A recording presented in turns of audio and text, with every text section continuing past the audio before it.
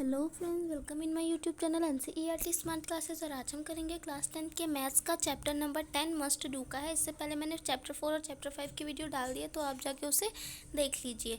तो आइए आज का चैप्टर स्टार्ट करते हैं। स्टार्ट करने से पहले वीडियो को लाइक कर दीजिए, अपने फ्रेंड्स को शेयर कर दीजिए।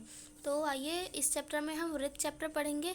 अब इसमें हमें आपको एक वृत्त दे रखा है और उस पर एक रेखा दे रखी है 1, जिसपे जो रेखा है वो वृत्त को एक बिंदु पर टच कर रही है, जिसे बिंदु P कहेंगे। इतना समझ में आया आपको? हमें एक वृत्त दे रखा है जिसकी त्रिज्या है OP और 1 जो है वो स्पर्श रेखा है, जो कि बिंदु P को जो बिंदु P पर वृत्त को स्पर्श करती है। तो इसी के आधार पर हमें एक प्रमेय दी हुई है। प्रमेय नंबर 1 हमें क्या कहता है? सिद्ध कीजिए कि बाह्य बिंदु से, अभी मैं आपको बताऊंगी इसमें क्या करना है। बाह्य बिंदु से वृत्त पर खींची गई दो स्पर्श रेखाओं की लंबाइयाँ बराबर होती है। इसमें आपको क्या सिद्ध करना है कि मान लीजिए एक वृत्त और ये जो बाह्य बिंदु P है, अब इससे यहाँ पर अगर मैं स्पर्श रेखा खींचती हूँ, ठीक है, मान लीजिए अगर मैं इससे यहाँ पे एक स्पर्श रेखा खींचती हूँ, तो ये दोनों स्पर्श रेखाएं एक दूसरे के बराबर होगी। मुझे ये सिद्ध करना है। तो आइए स्टार्ट करते। देखिए, हमें दिया गया है केंद्र O वाला एक वृत्त। यहाँ पे आपको डायग्राम भी दिखा रखा है। केंद्र O वाला एक वृत्त दिया है और बाहर बिंदु P पर जो स्पर्श कर रहा है, ठीक है। और P से हमने दो स्पर्श रेखा खींचे इस प्रकार से, PQ और PR। हमें क्या सिद्ध करना है कि जो PQ है वो PR के बराबर है, यानी कि जो दोनों स्पर्श रेखाएं हैं वो एक दूसरे के बराबर है। तो इसको सिद्ध करने के लिए हमने एक रचना की। ये स्टेप बाय स्टेप पर 5 नंबर या 2 नंबर का 3 नंबर का क्वेश्चन में आ सकता है, तो आपको इसको स्टेप बाय स्टेप ही लिखना है। तो सबसे पहले आप लिखेंगे कि सिद्ध क्या करना है, दिया क्या गया है, फिर उसके बाद रचना क्या किया आपने, OP हमने एक रचना की, OP को मिला दिया और उसके बाद OQ और OR को मिलाया, ठीक है। ये हमारी रचना होगी जो हमने की है। अब उसके बाद उत्पत्ति मतलब हमें क्या करना है, इसमें हम क्या करेंगे, OPQ और ORP को सर्वांग कर देंगे। क्योंकि देखो, अगर हम OPR और OPQ को सर्वांग कर देते हैं तो ये वाली भुजा इस वाली भुजा के बराबर हो जाएगी CPCT के द्वारा। तो इसलिए हम इन दोनों त्रिभुज को क्या कर देंगे, सर्वांग करेंगे। अब सर्वांग करने के लिए देखो, हमें 3 चीज़ें सेम करनी पड़ेगी। तो पहली चीज़ क्या है कि ये भी OQ और ये OR, ये दोनों ही बराबर होंगी। क्यों? क्योंकि ये एक ही वृत्त की त्रिज्याएं हैं, ठीक है।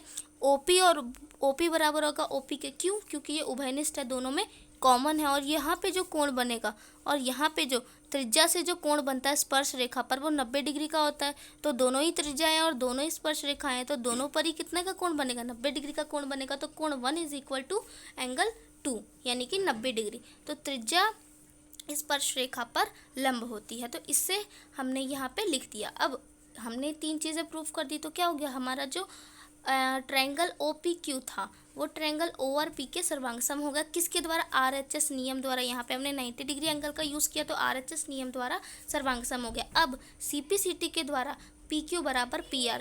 अब ये हमने क्या कर दिया, यहाँ पे ये हमने सिद्ध कर दिया, ठीक है। हमें यही इसमें सिद्ध करना था। क्या सिद्ध करना था कि दो स्पर्श रेखाएं बाह्य बिंदु से खींचने पर क्या होती है। मान लीजिए हमारा एक वृत्त है और यहाँ पे हमने P लिया, यहाँ से हमने दो स्पर्श रेखा की, तो ये वाली जो है ये इसके बराबर होगी। हमें ये सिद्ध करना है, ठीक है। तो हमने ये सिद्ध कर दिया। अब उसके बाद हमें एक और प्रमेय दी हुई है। अब दूसरी प्रमेय में हमें क्या कह रहा है कि सिद्ध कीजिए कि वृत्त की स्पर्श रेखा, यहाँ पे आपको इस प्रमेय का डायग्राम भी दे रखा है कि वृत्त की स्पर्श रेखा स्पर्श बिंदु से जाने वाली त्रिज्या पर लंब होती है। क्वेश्चन को बिल्कुल ध्यान से पढ़ना, और ये 2 अंक में पूछा जा सकता है। इसमें आपको ये भी दे रखा है, ठीक है।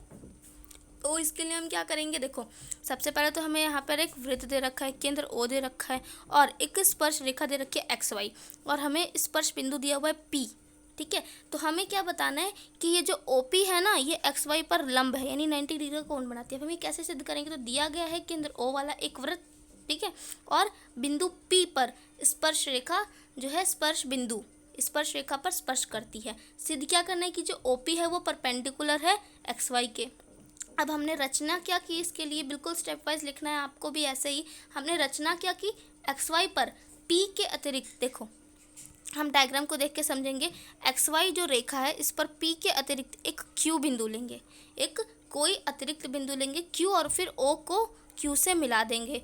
अब उत्पत्ति क्या होगी हमारी कि बिंदु Q को वृत्त के बाहर होना चाहिए, मतलब वृत्त के अंदर नहीं होना चाहिए, ये XY रेखा पर होगा तो वृत्त के बाहर होना चाहिए, ये हमें ध्यान में रखना है। अब उसके बाद यह एक छेदक रेखा बन जाएगी, हमें क्यों नहीं अब देखो यहाँ पर देखो, आप डायग्राम में देखो, अगर हमने इस प्रकार से रेखा खींची तो ये क्या हो जाएगी, ये एक छेदक रेखा हो जाएगी। तो अतः OQ बड़ी है OP से, इतना समझ में आया आपको। अब देखो ये जो त्रिज्या है OP जो स्पर्श बिंदु है, अन्य XY पर और कोई भी बिंदु लोगे तो ये OP से बड़ी होगी, जो OQ से OP से बड़ा है OQ, है ना, OP से बड़ा Q है OQ, क्योंकि जो P है वो स्पर्श रेखा का स्पर्श वृत्त पे स्पर्श कर रही है, ठीक है। और अगर आप XY पे और कोई भी बिंदु लेते हो तो वो वृत्त पर स्पर्श नहीं करेगी, यानी कि वो जो OP है वो XY की जो वृत्त की न्यूनतम दूरी है, क्या है, न्यूनतम दूरी है। तो इसलिए आप लिखोगे यह XY पर P के अतिरिक्त प्रत्येक बिंदु के लिए सत्य है, मतलब हर बिंदु जो है P से बड़ा होगा XY रेखा पर।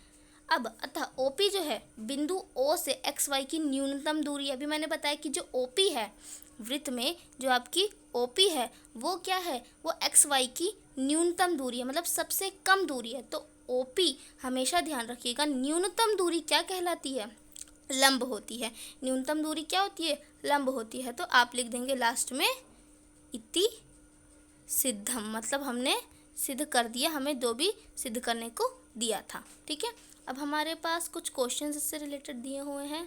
फर्स्ट क्वेश्चन हम पढ़ेंगे कि 5 सेंटीमीटर त्रिज्या वाले एक वृत्त के बिंदु P पर स्पर्श रेखा PQ, आपको डायग्राम भी दे रखा है, 5 सेंटीमीटर त्रिज्या वाले वृत्त के बिंदु P पर स्पर्श रेखा PQ और O से होकर जाने वाली एक रेखा Q पर इस प्रकार मिलती है कि जो OQ है वो 12 सेंटीमीटर, तो PQ की लंबाई ज्ञात करिए। अब हमें दे रखा है त्रिज्या कितनी दे रखी है, 5 सेंटीमीटर दे रखी है, ठीक है। और हमें क्या दे रखा है, OQ, ये जो OQ है ना ये कितना है, OQ है आपका 12 सेंटीमीटर। आपको क्या ज्ञात करना है, PQ ज्ञात करना है, आपको ये ज्ञात करना है। तो ऑब्वियसली ये बहुत ही इजी तरीके से ज्ञात हो जाएगा, है ना, बहुत ही इजी तरीके से हम इसको ज्ञात कर लेंगे।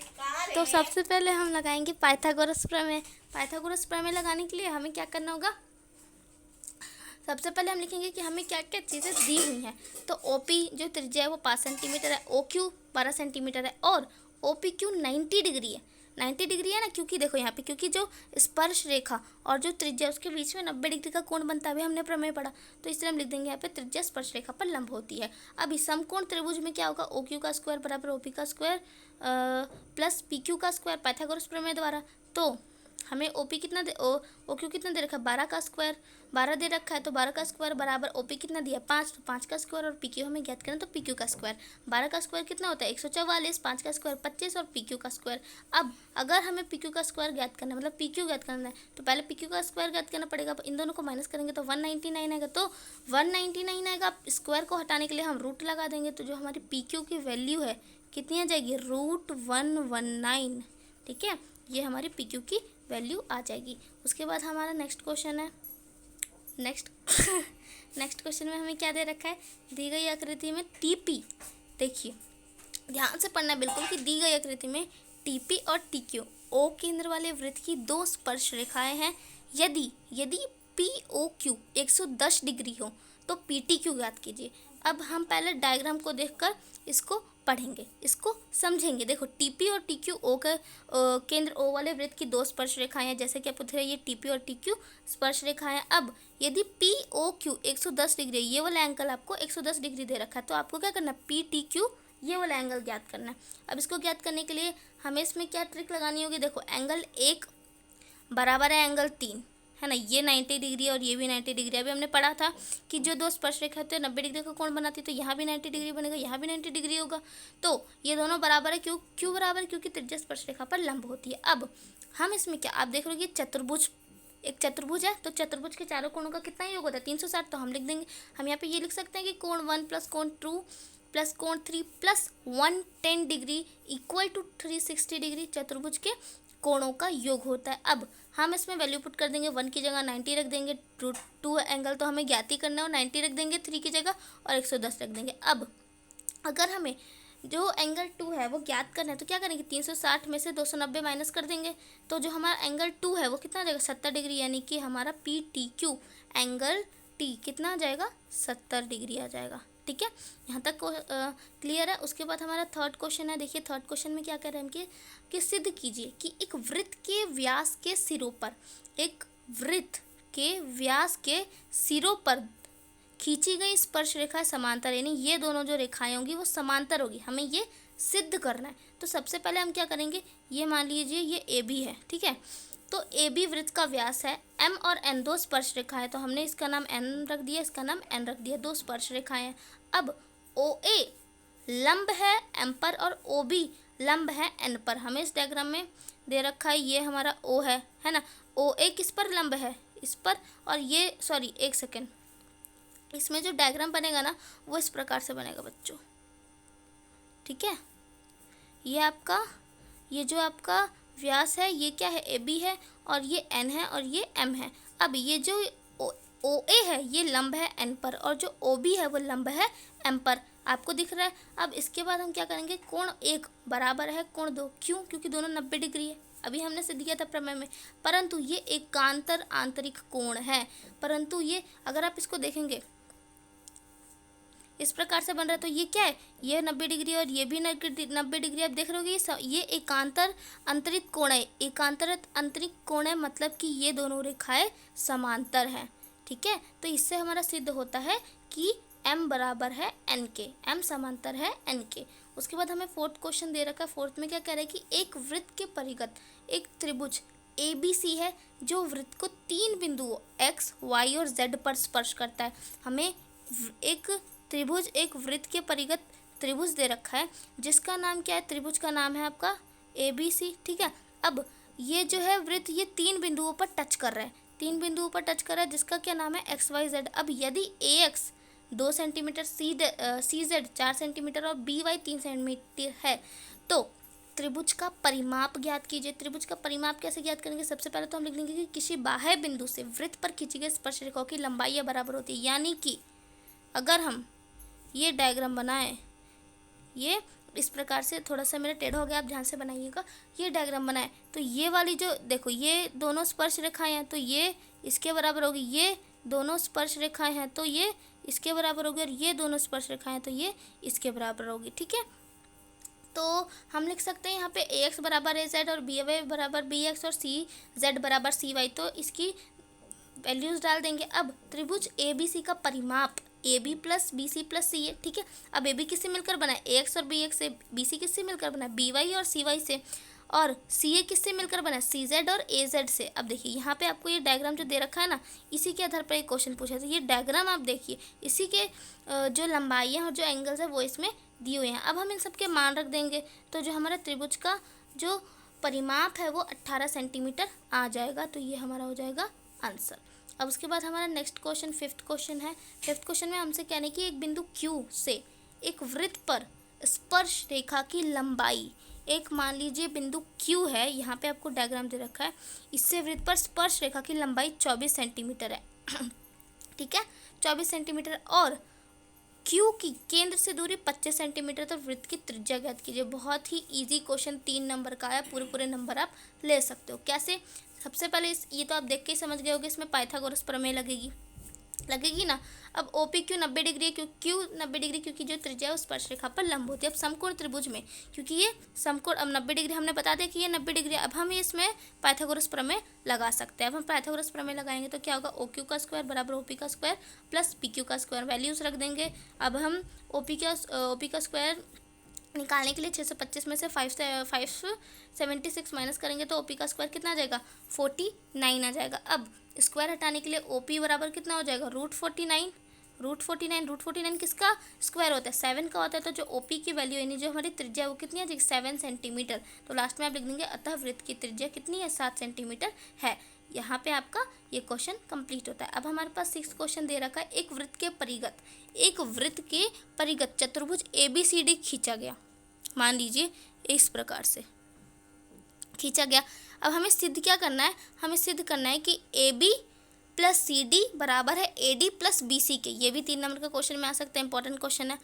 आइए इसको सॉल्व करते हैं। देखिए यहाँ पर डायग्राम बना देते हैं हम ताकि आपको इजी रहे। अब किसी बाह्य बिंदु से वृत्त पर खींची गई स्पर्शरेखाओं की लंबाइयाँ बराबर रहती थी। ये वाली जो है इसके बराबर हो जाएगी, ये वाली जो है इसके बराबर हो जाएगी, ये वाली जो है इसके बराबर हो जाएगी और ये वाली इसके बराबर हो जाएगी ना बराबर।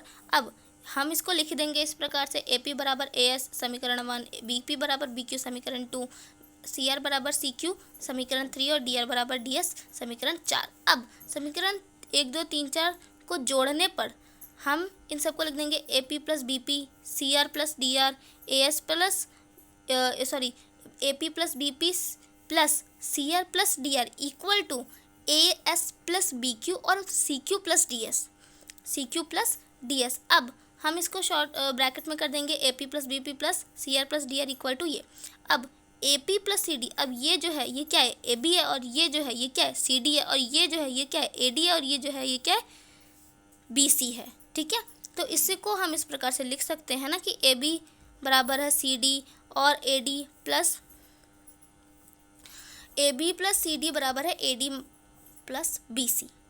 ठीक है, तो यह सिद्ध करना था जो कि हमारा सिद्ध हो गया। हमने इसमें क्या सिद्ध किया कि जो हमारी चतुर्भुज है और उसके वृत्त के परिगत अगर हम एक चतुर्भुज खींचते हैं तो ये जो लंबाई है ये इसके बराबर, ये जो लंबाई मतलब कि सभी लंबाइयाँ जो हैं वो बराबर होंगी। अब इसके बाद आपको इसमें कुछ अभ्यास के लिए कुछ प्रश्न दिए हुए हैं, आप इसका स्क्रीनशॉट लेके इसको खुद से सॉल्व करने की प्रैक्टिस करिए ताकि आपकी जो चैप्टर है वो बहुत ही अच्छे से क्लियर हो जाए। और अगर आपको क्वेश्चन नहीं आएगा तो कमेंट में बोल दीजिएगा, मैं इसकी आंसर्स की वीडियो बनाकर डाल दूँगी। ठीक है, तो आई होप आपको ये चैप्टर समझ में आ गया होगा। इसमें हमने कुछ बहुत ज़्यादा इंपॉर्टेंट क्वेश्चंस किए हैं और इस चैप्टर में ज़्यादा कुछ नहीं है, बहुत ही इजी चैप्टर है, बस 2 प्रमेय हैं। आपको ये दोनों प्रमेय तो अच्छे से लर्न करनी पड़ेगी, उसके बाद ही आपको ये चैप्टर अच्छे से आ पाएगा। तो आई होप आपको इस चैप्टर समझ में आ गया होगा।